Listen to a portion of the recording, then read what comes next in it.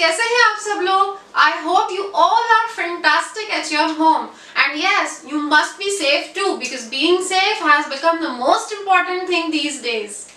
So students, welcome back to my YouTube channel. Today this is a very special vocabulary session based on COVID-19 disease as we are going to discuss some very interesting and useful words which are related to coronavirus disease. And I have already uploaded the part 1 of this session and we have already discussed some very interesting words in the part 1 too. If you haven't gone through that video, you can click on the I button and you can watch the video. So let's begin with the 6th sentence as we have already discussed some words in the part 1. So students, let's begin. I have taken some words like quarantine, isolation and incubation. So many words are there. हम बहुत सुन रहे हैं. तो हमें exactly ये नहीं पता लग रहा है कि what is quarantine, what is isolation, what is incubation. तो आज हम इन्हीं सब चीजों के बारे में बात करते हैं कि what is the difference between these words and how to use these words in different contexts. कि किस context में कौन सा word ज़्यादा appropriate रहता है, ठीक है? So let's begin with 6th sentence. So the people who are suspected are asked to spend some days in quarantine. I have written the word in blue ink which we are going to discuss so that you can easily notice the word. So the word written in blue ink is quarantine. What is quarantine? Quarantine की definition देखते हैं. A period of time during which an animal or a person that might have a disease is kept away from other people or animals so that the disease cannot spread. अब यहाँ कुछ चीजों पर आप ध्यान देते चलेंगे. देखिए, a period of time कि ये एक period of time होता है, ठीक है, कुछ days का, and वो person और animal that might have a disease, might have, अभी it is not confirmed that animal or that person is infected or not, might have a disease, उसको शायद वो बीमारी है and उसको is kept away from other people or animals और उसको दूसरे लोगों और दूसरे animals से दूर रखा जा रहा है ताकि वो बीमारी आगे ना फैल सके, है ना? तो दो चीजें हमारे सामने आई. It is a period of time and अभी ये confirm नहीं है that person who is in quarantine is infected or not. He or she might have a disease, है ना? तो ये तो है quarantine. तो quarantine जो word है, अब हम इसके लिए थोड़ी सी ग्रामर भी देखते हैं. देखिए स्टूडेंट्स, यहाँ क्वारंटीन एक नाउन है. तो जब ये नाउन है और इससे पहले प्रीपोजिशन का यूज हमें करना होगा तो that preposition is in and sometimes you can use the preposition under. ठीक है, कि द पेशेंट was put या the person was put under quarantine. So under and in both are appropriate prepositions before the word quarantine which is working as a noun here. ठीक है, and what if the word is used as a verb? अगर एक verb है तो उस case में देखिए जरा example. He was quarantined dash mumps which is highly contagious. I have written an example here where the word quarantine has been used as a verb. So अगर ये एक verb है तो verb जब quarantine word use हुआ है verb के case में तो वो अपने साथ कौन सा preposition लेगा? अब आगे आप में से बहुत सारे स्टूडेंट्स ने सोच लिया होगा कि क्या आएगा. He was quarantined with. इस केस में आप विद यूज करेंगे. हम आगे प्रीपोजिशंस में पढ़ेंगे कि प्रीपोजिशंस की क्या क्या पोजीशंस होती है. Many prepositions are used before a noun, many prepositions are used after a verb. ठीक है, तो जब ये वर्ब है तो विद प्रीपोजिशन लेगा अपने साथ में.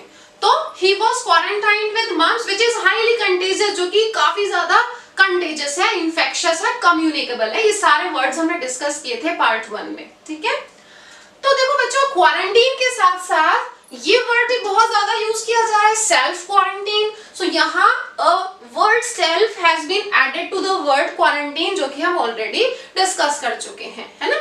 तो क्वारंटीन का मतलब तो वही है जो हमने ऊपर पढ़ा कि एक पीरियड ऑफ टाइम है जिसमें एक पर्सन जो कि सस्पेक्टेड है उसे रखा जाता है ताकि बीमारी और लोगों में ना फैल जाए. सेल्फ लगने से क्या मीनिंग उसका चेंज हो गया? कुछ ज्यादा नहीं चेंज हुआ.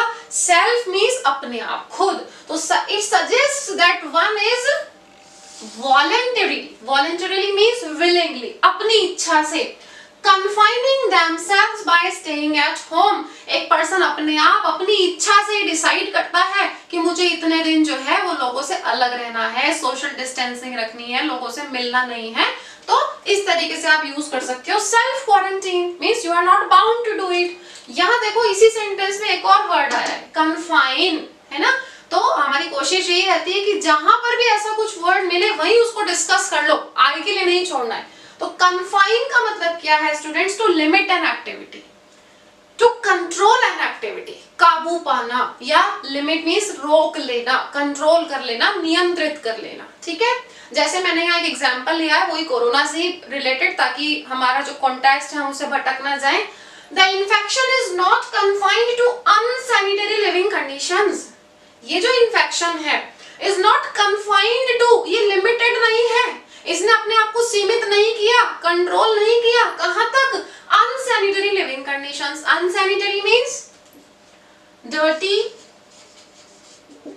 And unhealthy.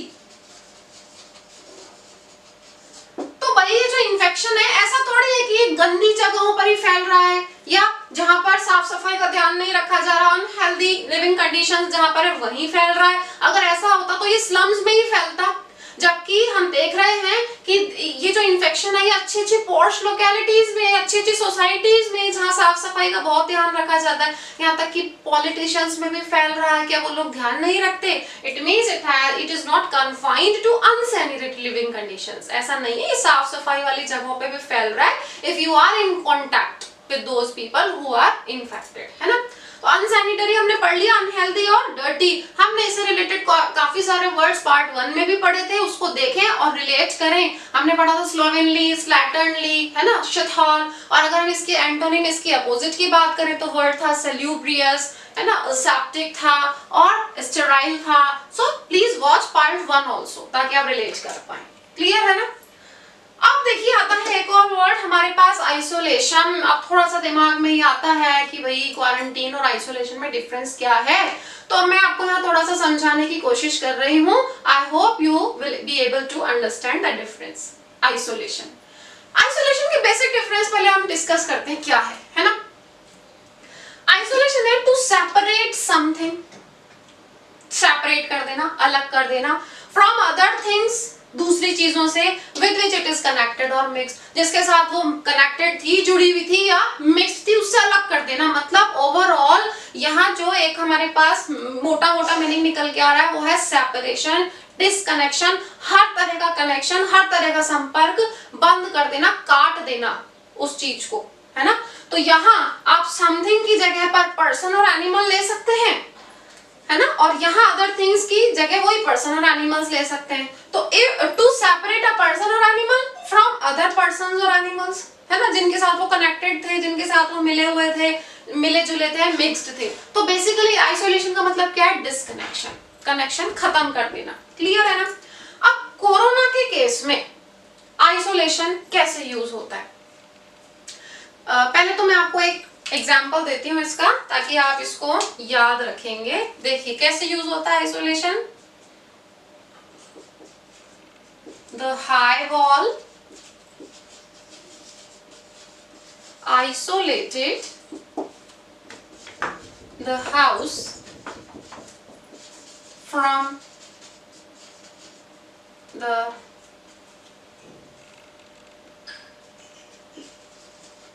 rest of the village. देखो कितना अच्छा यूज है इस वर्ड का कि the high wall isolated the house. एक बड़ी दीवार थी, उसने आइसोलेटेड द हाउस, उस हाउस को आइसोलेट कर दिया, मतलब कनेक्शन तोड़ दिया, डिस्कनेक्ट कर दिया from the rest of the village. मतलब इस तरह का कुछ होगा कि एक विलेज होगा, एक दीवार होगी और उसके पार एक घर बना हुआ होगा और देखने में ऐसा लग रहा होगा कि उस घर को इस दीवार ने बाकी के गांव से, बाकी के विलेज से अलग कर रखा है. ठीक है, इस तरह की वो पोजीशन होगी. अब हम आते हैं कोरोना के केस में, what is isolation and what is quarantine. तो देखिए स्टूडेंट्स, सपोज एक फैमिली है ना, या हम ये कहें, हाँ ठीक है, एक फैमिली है जिसमें एक पर्सन को सस्पेक्टेड पाया गया, ठीक है, या पॉजिटिव पाया गया, एक पर्सन का टेस्ट हुआ और वो इन्फेक्टेड पाया गया, तो सबसे पहला जो प्रिवेंटिव मेजर लेते हैं वो क्या लेते हैं कि जिस स्ट्रीट में वो घर है ना, या तो उस स्ट्रीट को ही क्या कर देंगे, बिल्कुल बैरिकेडिंग कर देंगे पुलिस वाले वहां पर, ताकि बाहर से कोई अंदर नहीं आएगा और अंदर से कोई बाहर नहीं जाएगा, है ना। तो उस स्ट्रीट को क्या कर दिया, बैरिकेडिंग लगा के, या उस पूरे मोहल्ले में कर्फ्यू लगा के उसको क्या कर दिया है, आइसोलेट कर दिया गया है। आप इसको ऐसे समझो, ऋषि कपूर सर का बहुत फेमस सॉन्ग है ना, बाहर से कोई अंदर ना आ सके, अंदर से कोई बाहर ना जा सके, सोचो ऐसा हो तो क्या हो, स्टूडेंट्स क्या हो, कोरोना हो, और उस केस में क्या होना चाहिए, फिर आइसोलेशन होना चाहिए। सो आई होप आपको ये आइसोलेशन वर्ड का यूज समझ में आया होगा। This is one of my favourite songs and really he was an awesome actor. I salute to Mr. Rishi Kapoor. Come to the point. तो उस स्ट्रीट को बैरिकेडिंग करके अलग कर दिया बाकी के मोहल्ले से। तो आप कह सकते हो the street has been isolated from the rest of the colony, from the rest of the street, from the rest of the city. So अलग कर दिया ना, कनेक्शन बिल्कुल तोड़ दिया, तो ये तो है आइसोलेशन। अब क्वारंटीन क्या है? So quarantine basically, quarantine separates and restrict the movement of the people who are only suspected, who are not infected। अभी उनका ये नहीं पता कि the symptoms will be seen, developed or not, है ना। तो क्वारंटीन जो पीरियड है उसमें उन 8 लोगों को रखा जाएगा to see whether they are infected or not। उस जो इंक्यूबेशन पीरियड है, व्हाट इज इंक्यूबेशन पीरियड, वो भी हम डिस्कस करेंगे आने वाले टाइम में। मैं यही लिख देती हूँ उसको, इंक्यूबेशन पीरियड। देखो इधर, अ पीरियड ऑफ टाइम, ये जो टाइम है ना स्टूडेंट्स, इसको आप कह सकते हो यहाँ पे incubation period. So in corona, what is incubation period? Incubation period is the period which starts from when the infection begins and when the symptoms are seen। तो उसके बीच का जो टाइम है ना, वो पूरा incubation period होता है, in which it is tested that the symptoms are seen or not, the symptoms are developed or not, ठीक है ना। तो ये जो पीरियड कोरोना के केस में है वो है 14 to 28 डेज, है ना। कभी कभी 14 डेज में, कभी 2-3 दिन में ही, और कभी कभी मोर देन 20-22 डेज लग जाते हैं सिम्टम्स को डेवलप होने में। So after that incubation period means when the quarantine period is over, if no symptoms are seen and after testing that person it is known that the person is not infected, तो उसको आप क्या कहोगे, देखो यहाँ लिख रही हूँ, उसको कहोगे आप asymptomatic। asymptomatic किसको कहोगे स्टूडेंट्स आप? asymptomatic कहोगे producing no signs of the disease, मतलब उसको किसी तरह के कोई सिम्टम्स नहीं दिखे तो वो पर्सन कहलाएगा asymptomatic, ठीक है ना। तो आइसोलेशन मींस पूरी तरीके से डिस्कनेक्ट कर देना बाकी के लोगों से, जो इन्फेक्टेड है उस पर्सन को आइसोलेट करना। और जिनका भी ये नहीं पता कि उनमें सिम्टम्स दिख रहे हैं नहीं दिख रहे हैं, और उनको क्वारंटीन पीरियड में रखा जा रहा है ये देखने के लिए कि वेदर दे आर इन्फेक्टेड और नॉट। और कोरोना के केस में वो इंक्यूबेशन पीरियड है 14 to 28 डेज का। उसके बाद ये डिसाइड किया जाता है कि अगर वो पॉजिटिव निकलते हैं तो दे विल बी आइसोलेटेड, ठीक है ना। एक हॉस्पिटल में आइसोलेशन वार्ड कौन सा है? जिसमें एक इन्फेक्टेड पर्सन को रखा जा रहा है, पॉजिटिव पर्सन को रखा जा रहा है। और क्वारंटीन वार्ड कौन सा है? जो ऐसे लोग हैं, the people who were exposed to that person or exposed to a contagious disease, जो उस बीमारी के या उस पर्सन के संपर्क में आए थे, but it is not confirmed yet they are infected or not। तो उनको ये जानने के लिए कि वो इन्फेक्टेड हैं कि नहीं है, उनको क्वारंटीन कर दिया जाता है, ठीक है, वो है क्वारंटीन वार्ड। तो ये डिफरेंस है बेसिकली आइसोलेशन में और क्वारंटीन में, ठीक है। अब क्योंकि हम अभी आइसोलेशन अलग करना इस तरह के वर्ड्स पढ़ रहे हैं, तो मैंने सोचा क्यों ना एक रिलेटेड वर्ड और पढ़ लें जिसका हालांकि अभी कोरोना से तो कोई रिलेशन नहीं है, बट हमें वर्ड पता होना चाहिए, and the word is solitude. What is solitude? Solitude है students the situation of being alone without other people. हमारे आसपास बहुत सारे ऐसे लोग होते हैं ना जिनको लोगों से घुलना मिलना पसंद नहीं होता, अकेले अकेले रहना चाहते हैं, चुपचाप बैठे रहते हैं, लोगों से बातचीत नहीं करते, तो अकेले अकेले रहने वाला पर्सन है ना। तो आप इसको समझ सकते हो। आप सब लोगों ने मूवी देखी होगी आमिर खान सर की तारे जमीन पर। उसमें वो जो बच्चा है जिस पर बेस्ड ये मूवी है, उसका नेचर कैसा होता है?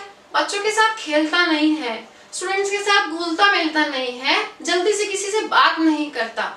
इट मीन्स आप क्या कहोगे? Solitude, a solitude life. The movie was based on the child's solitude life. ठीक है, अब इसके लिए एक और वर्ड हमारे पास है, इसका synonym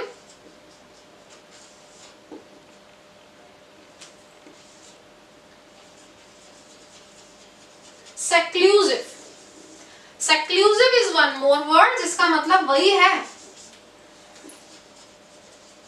preferring to be alone. ऐसा पर्सन जो क्या प्रेफर करता है? प्रेफरिंग टू बी अलोन, जो अकेले रहना पसंद कर रहा है, उसको भी आप क्या कहोगे? सेक्लूसिव। जैसे आप कह सकते हो एक पर्सन के लिए जो जल्दी से किसी से बात नहीं करता, आप बोल सकते हो he was haughty and seclusive। कि वो हॉटी, घमंडी था, जल्दी से किसी से बात नहीं करता था, और क्योंकि जल्दी से किसी से बात नहीं करता था तो कैसी लाइफ पसंद करता था? अकेले अकेले अकेले रहना ज्यादा पसंद करता था। Solitude and सेक्लूसिव। जनरली जो धार्मिक लोग होते हैं, जो मेडिटेट करते हैं, जो चिंतन करते हैं, वो सॉलिट्यूड लाइफ जीना ज्यादा पसंद करते हैं, क्योंकि एकांत, एकांत कह सकते हो आप इसको, क्योंकि एकांत में वो ज्यादा निखर के आते हैं, ज्यादा अच्छे से सोच पाते हैं और उसी को वर्ड्स में, शब्दों में उतार पाते हैं। ठीक है, तो आई होप आपने ये वर्ड्स अच्छे से समझ लिए होंगे। इन केस आपको इसमें कोई डाउट हो तो you can write your doubt in the comment section, I will reply you definitely. Clear है ना? आप इसका स्क्रीनशॉट ले लें। So some more sentences you can see on the whiteboard, and let's begin with 7th sentence. So students, the virus is transmitted by touching a contaminated surface and then touching your face, nose or eyes with unwashed hands. We all know कि कैसे फैल रहा है infection.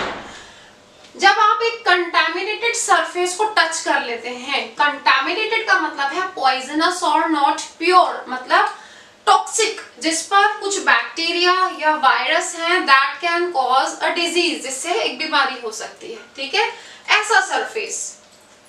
और उसके बाद जब हम अपनी फेस, नोज या आईज को बिना हैंड वॉश किए टच कर लेते हैं तो that virus can be transmitted. ठीक है, इस तरीके से वो फैल रहा है। तो कंटामिनेटेड वर्ड जो है वो उस तरह की सरफेस के लिए यूज हो रहा है जो कि फुल ऑफ बैक्टीरिया और वायरस है, that can cause disease.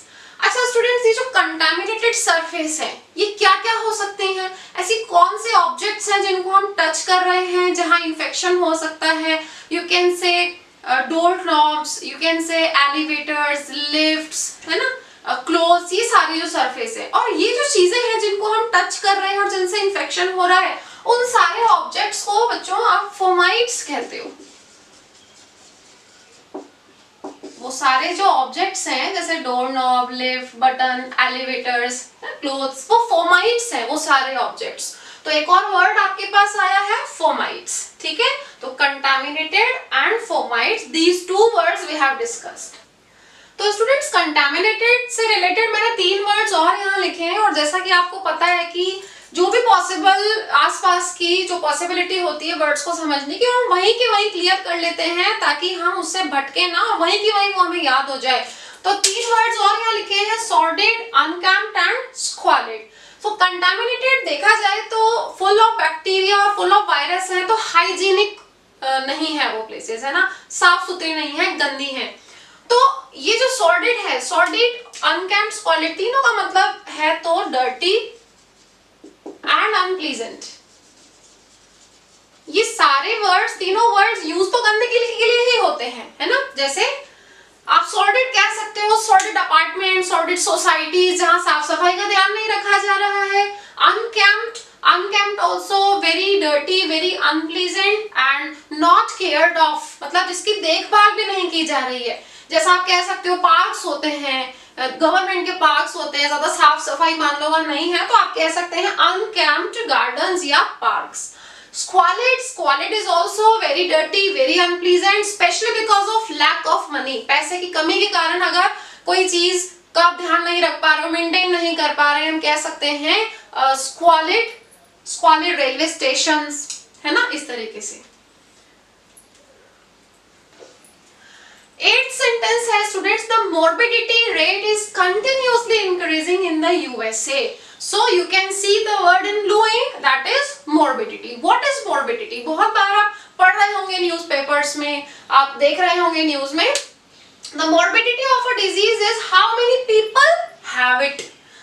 It से और किसका मतलब है डिजीज से, है ना, कि एक पर्टिकुलर एरिया की मोर्बिडिटी क्या है कि वहां कितने लोगों को वो इन्फेक्शन है, कितने लोगों को वो बीमारी है उस पॉपुलेशन में। जैसा कि सबसे ज्यादा आप देख रहे हो कि कंटिन्यूअसली इंक्रीज हो रहा है यूएसए में, है ना, वहां पे पॉजिटिव केसेस जो है वो आते ही जा रहे हैं, रुकने का नाम नहीं ले रहे। तो मोर्बिडिटी को आप समझ सकते हो, सपोज एक कॉलोनी है, एक एरिया है and the population of that area is 10,000 people, ठीक है, 10,000 लोग वहां पर हैं और उनमें से 1000 पीपल आर इन्फेक्टेड।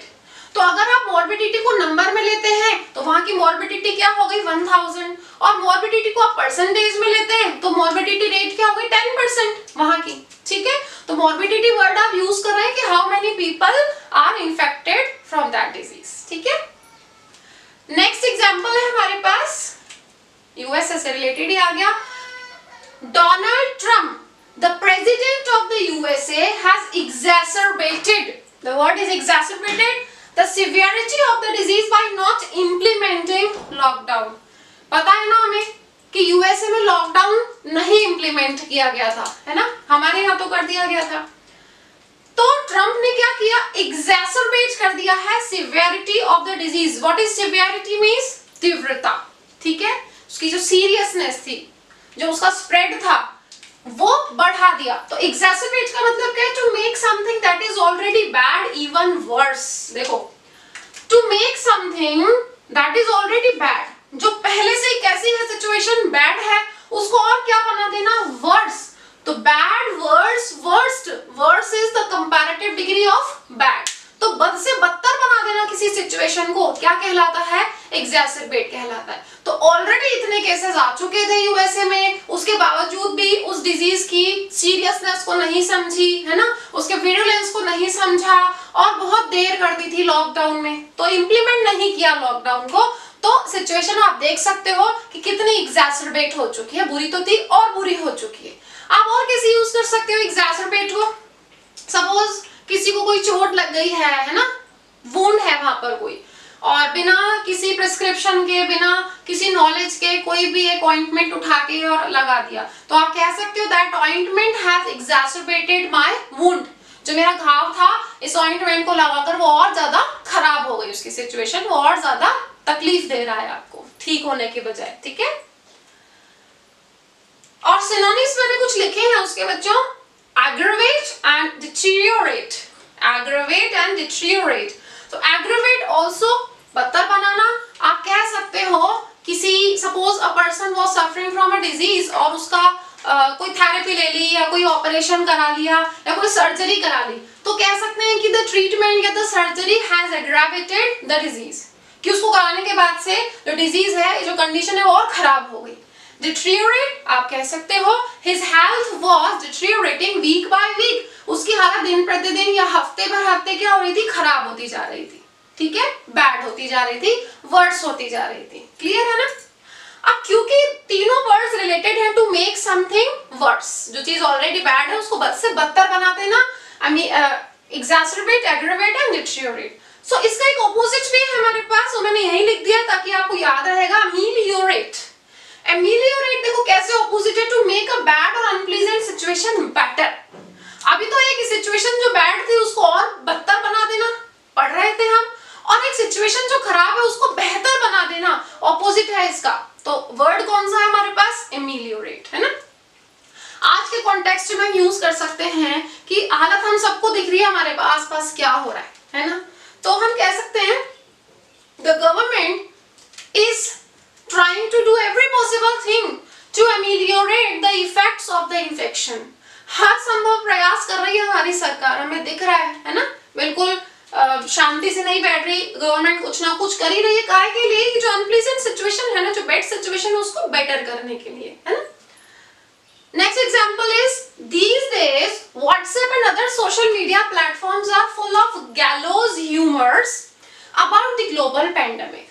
देखिए हमारे आसपास का सारा माहौल कितना फुल ऑफ स्ट्रेस है ना, कितनी टेंशन है, ये नहीं पता कि आने वाले टाइम में क्या होने वाला है। लेकिन फिर भी आज हम अच्छे से अपनी लाइफ क्यों जी पा रहे हैं? कहीं ना कहीं आप मोबाइल फोन्स में जो मैसेजेस देख रहे हैं और आप देख रहे हैं कि सोशल मीडिया प्लेटफॉर्म्स जो हैं उस पर तरह तरह के जोक्स आ रहे हैं। तो उन जोक्स को पढ़ के थोड़ी देर के लिए सही, लेकिन हम कोरोना को लाइटली लेते हैं, थोड़ा सा टेंशन फ्री हो जाते हैं, टेंशन कम हो जाती है, सबसाइड हो जाती है हमारी। किसकी वजह से? उन जोक्स की वजह से, है ना। तो गैलोज ह्यूमर्स क्या है? बेसिकली जोक्स और ह्यूमरस रिमार्क्स, जोक्स या मजाक वाले कुछ स्टेटमेंट्स अबाउट अनप्लीजेंट और वरिंग सब्जेक्ट्स, और वो किससे रिलेटेड हो? चिंताजनक सब्जेक्ट से, है ना, बहुत ही अनप्लीजेंट सब्जेक्ट से, जैसे कि डेथ या फिर इलनेस। तो ऑब्वियसली अभी जो सिचुएशन है वो बहुत ही वरिंग है, फुल ऑफ स्ट्रेस है, अनप्लीजेंट भी है। इतने नेगेटिव और इतने गंभीर माहौल में व्हाट्सएप या किसी भी सोशल मीडिया प्लेटफॉर्म पर जो जोक्स हमारे पास आ रहे हैं, जिससे हम थोड़ी देर के लिए सही थोड़े से लाइटली फील करते हैं, थोड़ा सा हंस लेते हैं, वो चीज क्या है? गैलोज ह्यूमर्स। कैसे याद रखोगे इसको? बना कैसे है? ह्यूमर समझते हो, कॉमेडी, एंड गैलोज का मतलब होता है फांसी। तो कभी ऐसा होता है कि किसी को फांसी लग रही है और हम हंस रहे हैं, तो ये अनप्लीजेंट और वरीइंग सब्जेक्ट हो गया ना। तो गंभीर माहौल में जोक्स करना या फिर कॉमेडी करना या इस तरह के रिमार्क्स देना फुल ऑफ कॉमेडी, उसको आप क्या कहते हो? गैलोज ह्यूमर्स। और आप देख ही रहे हो व्हाट्सएप वगैरह पे क्या चल रहा है ना, बहुत फेमस हो रहा है ना। जैसे कि आ रहा है व्हाट्सएप पे भी कि बाहर तो जो विमेन हैं दे आर वेरी वरिड कि क्या होगा, हम जिएंगे कि मरेंगे, क्या होने वाला आने वाले टाइम में, इस चीज से परेशान है। और इंडिया की लेडीज मास्टर शेफ बनने में लगी हैं, है ना, क्या कुछ नहीं ट्राई कर लिया। तो yes, women's get more motivated, हमें और मोटिवेशन मिलता है इस तरह के मैसेजेस से कि हमने गुलाब जामुन तो बना ही लिए, अभी जलेबी बनाना भी बाकी है। Well I am joking. तो ये होना भी चाहिए, जरूरी भी है ना, थोड़ा सा मजाक जरूरी भी है, थोड़ा सा सीरियसनेस को कम करने के लिए। तो स्टूडेंट्स आप इसका स्क्रीनशॉट ले लें एक बार।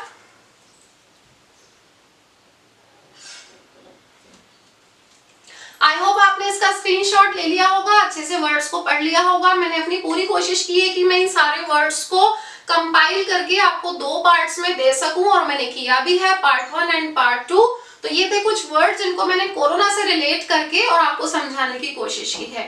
स्टूडेंट्स अपने कमेंट्स में मुझे अपने डाउट्स लिखकर भेजें, और कमेंट्स लिखने पे कंजूसी ना करें, आपके कमेंट्स मुझे बहुत मोटिवेट करते हैं। अच्छे कमेंट्स से मोटिवेशन मिलता है, और ऐसे कमेंट्स जिनमें सजेशन होता है उसमें मुझे इंप्रूवमेंट में हेल्प मिलती है। So keep messaging me, keep watching my videos, please like, share and subscribe to my channel to get more videos like this. Thank you so much.